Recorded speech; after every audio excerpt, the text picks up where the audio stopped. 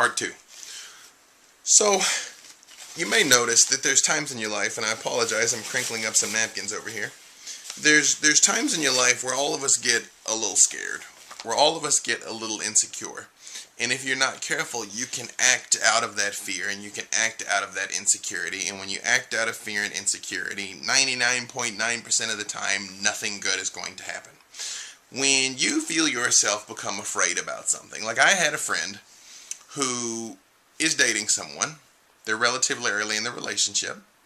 My friend has been burned in the past, and their significant other made some changes to their MySpace profile. They just took some stuff down from MySpace suddenly.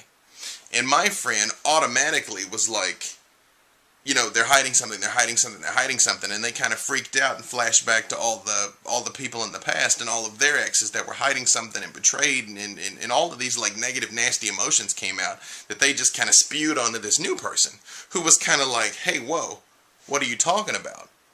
But here's the thing. The new person interpreted what my friend was saying as my friend being clingy and possessive and neurotic and all these other things, and they put up all these walls. They didn't even attempt to hear where my friend was coming from. See, the thing is, both of them overreacted because neither of them was dealing with what was in front of them. Both of them were dealing with what happened in the past. You understand? You change your MySpace. That means you're hiding something. You hiding something means you're a liar. The other person heard, you're calling me a liar. You're kind of nuts. You're kind of clingy. You're kind of possessive. I don't want to hear what you're saying. I don't want to explain what I'm saying. I like you and you like me, but I'm just going to block you off now. See, because that's actually what it takes.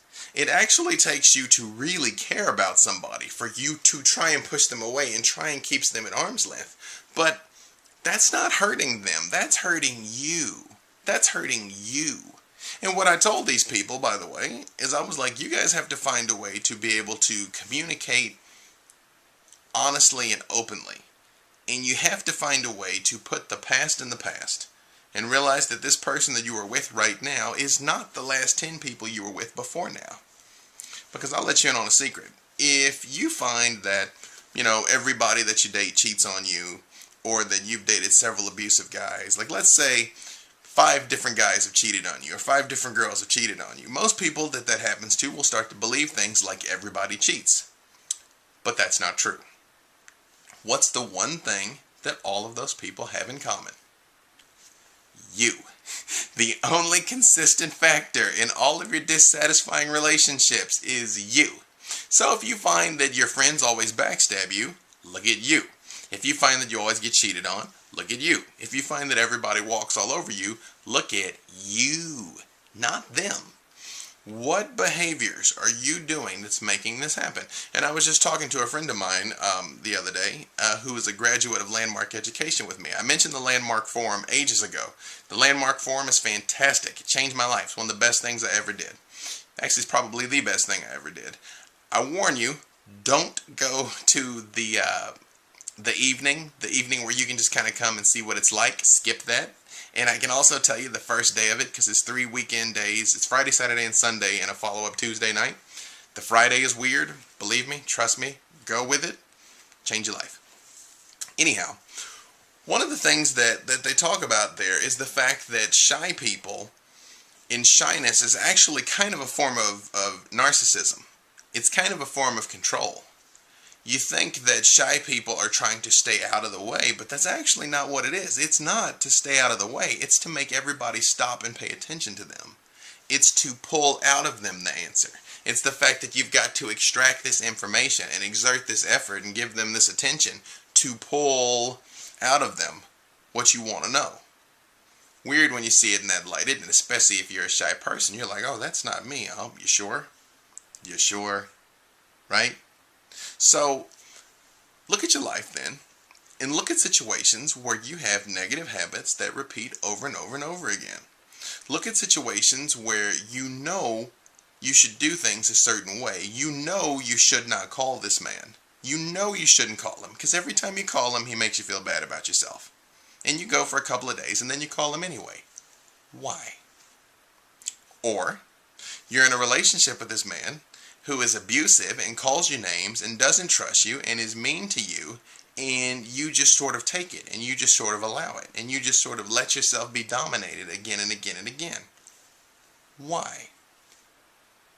Oftentimes, this self-sabotage, it's either playing the past out, like I said before, everything that's happened again and again, probably from the relationship that you saw your parents have or did not see them have, or some trauma or abuse from your past, or just how you were raised, just to believe how it is. You know, some cultures argue a lot, and that's just normal. You know, it's normal to raise your voice and yell and scream at one another. You know, it's not like that all over the world. It's not like that in my house. It wasn't how I grew up. It's not how my current house is.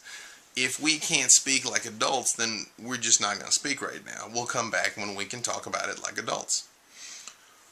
So, look then at these behaviors that you're doing, and any time that you're self-sabotaging, and any time that things are not going the way that you want, in a consistent, measurable way, and try and look back and see, why is this happening?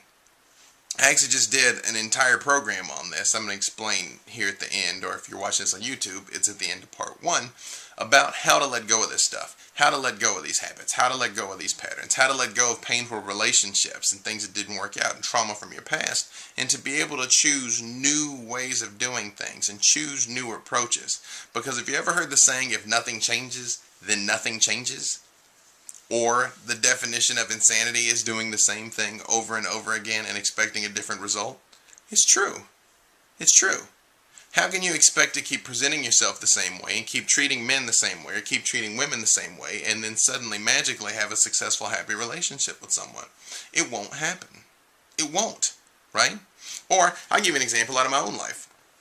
As you can see, I'm a relatively trim guy, especially for my height. Again, I'm like 6'9", or 2.5 meters, 2.05 meters, 05 meters. And I'm like 265 pounds or 120 kilos, although actually I'm down a little bit. I'm down to like 255 now. And what I find is when I work out, I already told you this in the fun episode, sorry, but when I work out, like if I know I'm going to work out in the morning, I might eat, I don't know, a donut for breakfast because it's like, hey, I'm going to work out. And then I go and I work out, and then after that, it's like, oh, I already worked out, so I can have another donut, right? But the thing is, I've actually chopped away at the whole point behind the workout because of the food choices that I made. I'm just kind of fortunate for my metabolism that I'm not some just like huge big fat guy. But I notice that's a behavior that I do. That my diet will be strict and my workout routine won't, or my workout routine will be very strict and my diet won't. It's actually very rare for me to be able to bring those two things totally into alignment and have a very dedicated workout routine and a very dedicated diet. That's just an obstacle to me. And I guess that for whatever reason, it's more important to me to still be able to have my coffee, even though I cut out sugar from my diet. Well, I mostly cut out sugar from my diet. And I've made choices to make it livable for me, but I'm not really interested in having, a 1,500 calorie diet. But by the same token, I'm not competing for Mr. Olympia. The point I'm making is I realize that this is a self-sabotaging behavior that I've got that honestly, I don't know where it came from because I don't really come from a heavy family. And again, I'm not heavy. In fact, I used to be too skinny. I used to be this same size, 6'9" and 170 pounds. Can you believe that? Everybody used to tell me how skinny I was, and I could never see it. I still don't know. But I imagine if I had to lose 90 pounds right now, I'd probably look like I was about to die. So I must have been pretty thin. So maybe I just always had that in my head. But the point is, I found a way to embrace and adjust and adapt and live with this and see it for what it is. The fact that when I get done working out, I want to go eat a stack of pancakes does not mean I go and eat that stack of pancakes. Just because the thought pops into my mind doesn't mean I have to follow it. Just because a thought pops into your mind doesn't mean you have to do it. Just because you think crazy thoughts doesn't mean you have to do crazy things. Just because fearful thoughts pop into your mind doesn't mean you have to say them. Remember, here's the test, and I'm almost out of time. Ask yourself, what is the absolute best scenario for what's going to happen if I say this? What is the best positive result that I'm going to get if I say this or if I do this? If you can't think of anything good that's going to come from what you say or what you do, then don't say or do it, okay? I'm out of time. You're great. I love you. Find me. Facebook, MySpace, Twitter, YouTube, B. Dave Walters. I'm everywhere. Okay, bye-bye.